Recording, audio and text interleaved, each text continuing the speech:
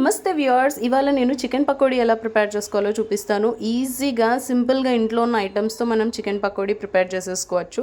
దీనికోసం బౌల్లోకి 1/2 kilo fresh chicken తీసుకున్నాను. అలాగే 1 టేబుల్ స్పూన్ అల్లం వెల్లుల్లి పేస్ట్, 2 పచ్చిమిర్చి పొడుగ్గా కట్ చేసి యాడ్ చేసుకున్నాను. కొద్దిగా కరివేపాకు, 3 టేబుల్ స్పూన్ల బియ్యం పిండి, 1 టేబుల్ స్పూన్ కార్న్ఫ్లవర్, అలాగే 2 టేబుల్ స్పూన్ల శనగపిండి యాడ్ చేసుకుంటున్నాను. బియ్యం పిండి యాడ్ చేయడం వల్ల మనకు పకోడీ క్రిస్పీగా వస్తుంది. ఇప్పుడు ఇందులోకి 1 టేబుల్ స్పూన్ సాల్ట్ యాడ్ చేసుకుంటున్నాను. కొంచెం పెప్పర్ పౌడర్, అలాగే 1/2 table spoon garam masala, 1/2 table spoon ధనియాల పొడి అండ్ 1 టేబుల్ స్పూన్ కారం యాడ్ చేసుకుంటున్నాను. స్పైసీ తక్కువ తినేవాళ్ళు కొంచెం తక్కువ యాడ్ చేసుకోండి. ఇందులోకి కొంచెం ఆయిల్ యాడ్ చేసుకొని బాగా మిక్స్ చేసుకొని 20 మినిట్స్ పక్కకు పెట్టుకున్నాను. ఈలోపు ఆయిల్ హీట్ అవుతుంది.